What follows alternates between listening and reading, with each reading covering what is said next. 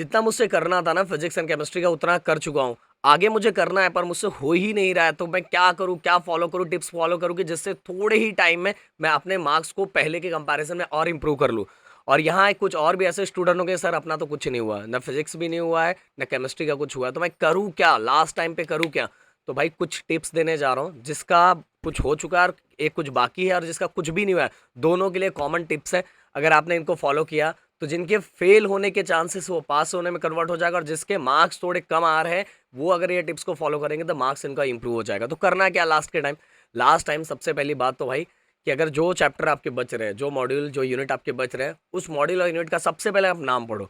नाम पढ़ने के बाद ये देखो कि इसके अंदर ये, और ये बहुत कम टाइम में हो जाएगा, 10 15 20 मिनट 25 मिनट में आराम से हो जाएगा। देन फिर लास्ट में सबसे पहले आपने चैप्टर का नाम पढ़ा। चैप्टर का नाम पढ़ने के बाद आप क्या करो, सभी का जितने उसके अंदर जितने भी टॉपिक्स है वो टॉपिक्स को एक बार पढ़ लो। टॉपिक्स पढ़ने के बाद उस टॉपिक को, आपके पास पीवाईक्यू तो रहेगा ही, या पीवाईक्यू नहीं है तो आपने जो बुक लिया हुआ है उसके अंदर जो भी क्वेश्चंस दिए होंगे या जो भी टॉपिक दिया उस टॉपिक के आगे लिखा होता है कि कौन कौन से ईयर में आया हुआ है। तो जो जिस ईयर में आएगा वो क्वेश्चन को एक बार पढ़ लो।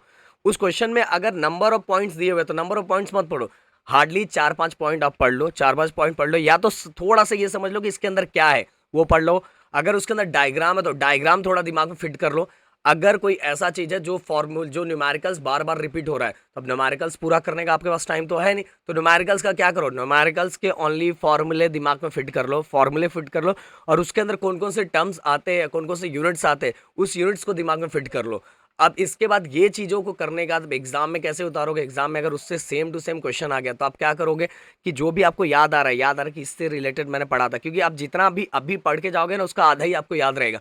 तो अगर कुछ याद आ रहा है उससे रिलेटेड, तो उससे रिलेटेड अगर आपको 4 पॉइंट आ रहा है तो उसी 4 पॉइंट को घुमा के कम से कम 8 पॉइंट कर दो, 8 पॉइंट करो।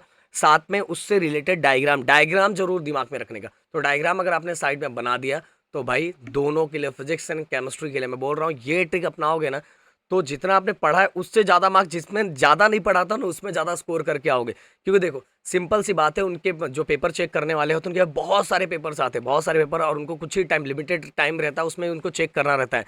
तो आपको क्या करना है, आपको ये करना है कि पहले आपने मतलब जो पॉइंट था, स्टार्टिंग वाला जो पॉइंट था बहुत अच्छा लिखा, एंडिंग वाला पॉइंट बहुत अच्छा लिखा, और बीच में कुछ ऐसे पॉइंट उससे रिलेटेड ही डाल दो, उससे रिलेटेड ही डाल दो। जिससे क्या होगा कि आपके पॉइंट्स बहुत ज़्यादा दिखेंगे और डायग्राम भी बहुत अच्छे से आपने बनाया हुआ है। तो भाई जहाँ मतलब कुछ भी मिलने के चांसेस नहीं थे वहाँ बहुत अच्छे मार्क्स मिलेंगे। तो ये चीज़ को जरूर फॉलो करना है। इवन न्यूमेरिकल्स के लिए मैंने बार बार रहा कि न्यूमेरिकल्स के फॉर्मूले जो बार बार रिपीट हो रहे, क्वेश्चंस जो बार बार रिपीट हो रहे हैं, उनके जो फॉर्मूले हैं उनके फॉर्मूले को बाहर कर लो। और उसको अगर कुछ ऐसा भी न्यूमेरिकल उससे रिलेटेड आता जो आप सॉल्व नहीं कर पा रहे तो वहाँ भी पुट करके उसको सॉल्व करके निकाल के आना कैसे भी। अगर ऐसा करोगे, सच बोल रहा हूँ, जिसके जिसके फेल होने के चांसेस है ना वो भी पास हो जाएगा, और जो उसके कुछ भी गड़बड़ हो रहा है कि भाई अपने मार्क्स बहुत कम आ रहा है उसका इंप्रूव हो जाए। तो इन चीज़ों को जरूर फॉलो करना। सो और अगर कोई डाउट हो तो प्लीज़ कमेंट करके मुझसे पूछो। Thank you so much guys, जय हिंद दोस्तों।